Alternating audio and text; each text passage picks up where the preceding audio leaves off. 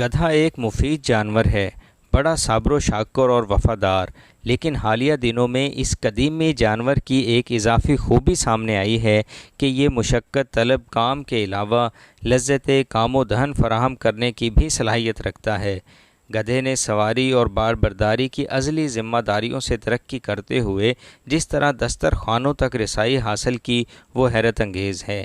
گدھے کی زندگی میں یہ عروج پہلی دفعہ دیکھنے میں آیا ہے، ورنہ اس سے پہلے اسے ہمارے معاشرے میں جو پذیرائی حاصل تھی اسے کوئی گدھا ہی برداشت کر سکتا تھا۔ ایک اندازے کے مطابق اس سیدھے سادے جانور کی دنیا بھر میں 250 کے قریب اقسام ہیں۔ یہ بنیادی طور پر گھوڑے کی فیملی سے ہے اور اسے مال برداری اور سواری کے لیے 5000 سال سے استعمال کیا جا رہا ہے۔ پھر وقت گزرنے کے ساتھ ساتھ اس کی ذمہ داریوں میں گاڑی کھینچنا اور ہل چلانے جیسے کام بھی شامل ہو گئے۔ اسے صابر، شاکر، کانے، فرمانبردار اور سخت جان جانور سمجھا جاتا ہے، تاہم اس کی ضد بھی مشہور ہے۔ عام طور پر یہ 15 سال سے 50 برس تک جی لیتا ہے۔ گدھی 12 ماہ میں ایک ہی بچہ دیتی ہے۔ گدھوں کے جڑواں بچے شاذ و نادر ہی ہوتے ہیں۔ عالمی اداروں کی رپورٹ کے مطابق دنیا بھر میں گدھوں کی تعداد 4 کروڑ سے زائد ہے۔ ہمارے ہاں الیکشن کمیشن کے پاس گدھا بطور انتخابی نشان موجود ہی نہیں ہے، جبکہ امریکہ میں گدھے کا انتخابی نشان سیاسی تقدس کا حامل ہے اور صدر جو بائیڈن اسی گدھے کے نشان پر الیکشن جیت کر صدر بنے۔ ایک اطلاع یہ بھی ہے کہ بھارت میں گدھی کے دودھ سے صابن، کریم، لوشنز وغیرہ تیار کیے جاتے ہیں۔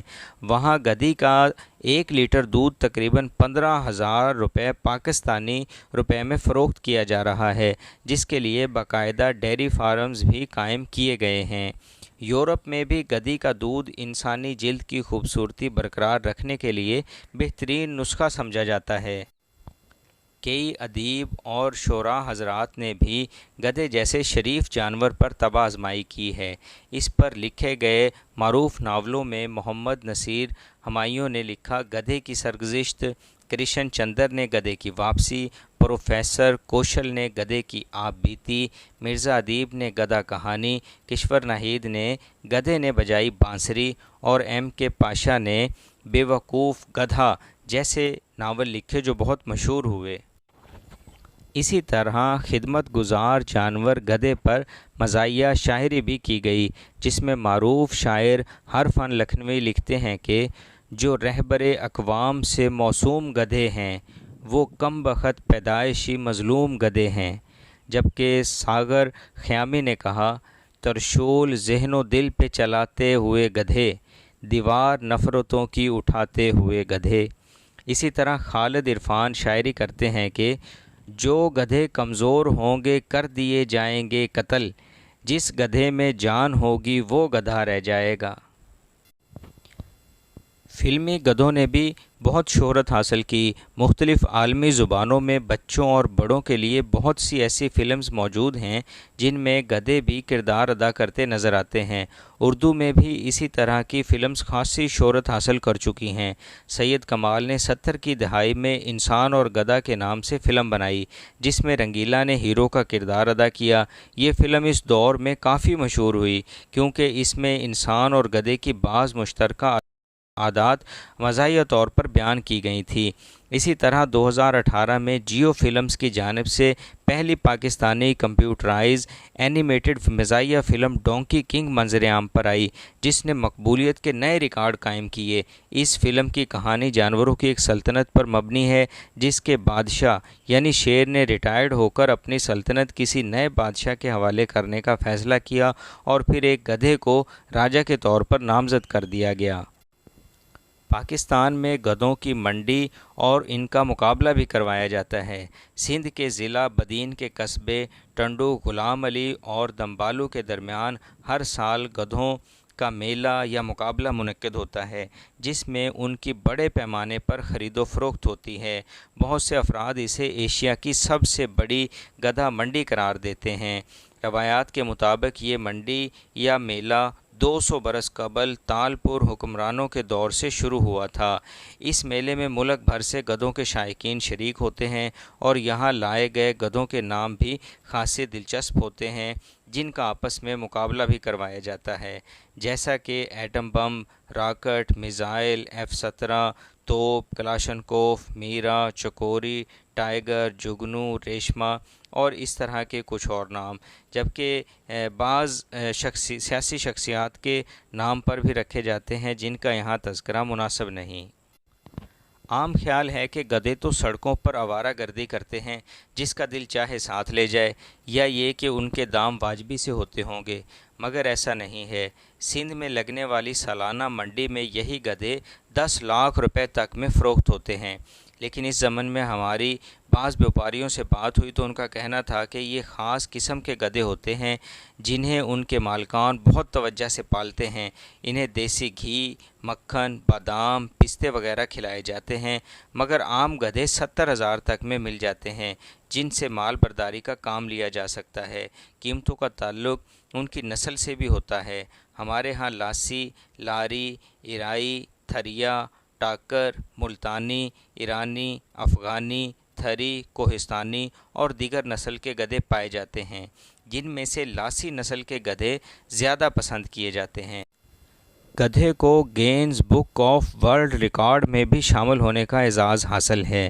ایک رپورٹ کے مطابق امریکی خاتون نے ایک ایسا گدھا پال رکھا ہے جس کا قد صرف 19 انچ ہے۔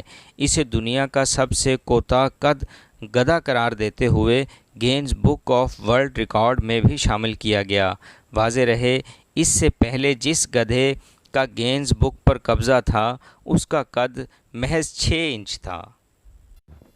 گدھا حماقت کے حوالے سے بھی مشہور ہے، حتیٰ کہ ضرب المثل ہے۔ اردو کہاوتوں میں گدھے کا حصہ تمام جانوروں سے زیادہ ہے۔ کسی کو بیوقوف کہنے کے لیے گدھا کہہ دینا کافی ہے۔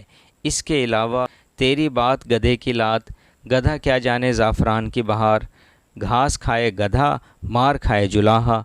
گدھے اور گھوڑے کا فرق رکھنا چاہیے۔ گدھے کے سر سے سینگ کی طرح غائب ہو جانا، اپنی غرض کے لیے لوگوں کا گدھے کو بھی باپ بنا لینا۔ ان کے علاوہ اسے انتھک محنت کے طور پر بھی بطور مثال استعمال کیا جاتا ہے، جیسے کہ فلاں شخص گدھے کی طرح کام کرتا ہے۔ پاکستان میں گدھوں کی بدحالی کو اگر کوئی سمجھا ہے تو وہ برادر غیر اسلامی ملک چین سمجھا ہے، اور پاکستان کے اس ہمالیہ سے بلند اور شہد سے میٹھے دوست نے اس کے گدھوں کے ساتھ بھائی چارے کا مظاہرہ کرتے ہوئے ان کے لیے ویزے کھول دیے۔ اگرچہ اس سے قبل پاکستانی گدھوں کو بیرون ممالک وزٹ کے مواقع بالکل نہیں ملتے تھے، لیکن آخر کار ان کی بھی سنی گئی اور چین نے خیبر پختونخوا حکومت سے سالانہ 2 لاکھ گدھے خریدنے کا معاہدہ کر لیا۔ اب یہ گدھے یہاں ریڑھیوں پہ ہانکے جاتے تھے یا جن پر اینٹیں اور چارہ وغیرہ لادا جاتا تھا، اب شان و شوکت سے چین کی سیر کریں گے۔ یہ ہمسایہ ممالک ان گدھوں کو کیسا پروٹوکول دیتا ہے یہ تو ان کی قسمت پر منحصر ہے، لیکن ہم حسن ظن کی بنا پر یقین رکھتے ہیں کہ جس طرح مجنو لیلا کی گلی سے آنے والے کتے کو بھی محبت بھری نگاہوں سے دیکھتا تھا، بالکل اسی طرح چین بھی ہماری دوستی کا بھرم رکھتے ہوئے ہمارے گدھوں کو عزت و احترام سے نوازے گا۔ ویسے کہنے والے تو یہ بھی کہتے ہیں کہ چین میں ان گدھوں کی کھال سے مختلف ادویات اور کاسمیٹکس تیار کی جائیں گی، اور اس کے علاوہ ان کا گوشت بھی استعمال میں لایا جائے گا، لیکن لوگوں کا کام تو ہے کہنے تو جو وہ کہتے ہیں۔ ہم تو بس اس بات پر خوش ہیں کہ گدھوں جیسی بے ضرر اور اپنے آئینی حقوق سے محروم مخلوق اب پاکستان اور چین کی دوستی میں ایک اور سنگ میل ثابت ہونے جا رہی ہے۔ اس کے علاوہ پاکستان کے زر مبادلہ کے ذخائر میں یہ گدھے بھی اپنا حصہ ڈالیں گے۔ پاکستان میں گدھوں کی نسل میں کمی کو مد نظر رکھتے ہوئے حکومت نے گدھوں کی افزائش نسل شروع کر دی ہے۔ گدھوں کو مل گئی ہے گھوڑوں جیسی عزت، اب گدھے بھی سرکاری فارم میں باعزت زندگی گزاریں گے۔ اکاڑہ کے سرکاری فارم بہادر نگر فارم میں گدھوں کی افزائش نسل کے لیے حکومت پنجاب کی جانب سے گدھوں کا پہلا سرکاری فارم قائم کر دیا گیا ہے۔ سرکاری فارم میں اعلیٰ نسل کے گدھوں کی افزائش نسل کی جائے گی، کیونکہ چین سمیت دیگر ممالک کی جانب سے گدھوں کی مانگ میں اضافہ ریکارڈ کیا گیا ہے۔ صوبائی حکومت نے گدھوں کو برآمد کر کے زر مبادلہ کمانے کا فیصلہ کیا ہے۔ 1916 میں قائم ہونے والا 3050 ایکڑ رقبے پر مشتمل بہادر نگر فارم اکاڑہ میں اپنی طرز کا پہلا سرکاری فارم ہے، جہاں پر امریکہ، چین اور دیگر ممالک کے گدھوں کی اعلیٰ نسل پیدا کی جا رہی ہے۔ گدھی کا دودھ اور چمڑا چین اور دیگر ممالک میں کاسمیٹکس، مصنوعات اور دیگر ادویات کی تیاری میں بھی استعمال ہوتا ہے، جو نہایت مہنگا فروخت ہو رہا ہے۔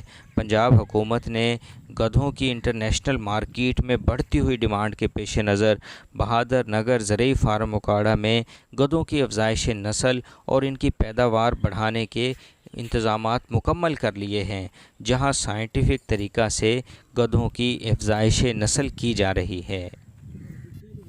ویڈیو مکمل دیکھنے کا بہت شکریہ۔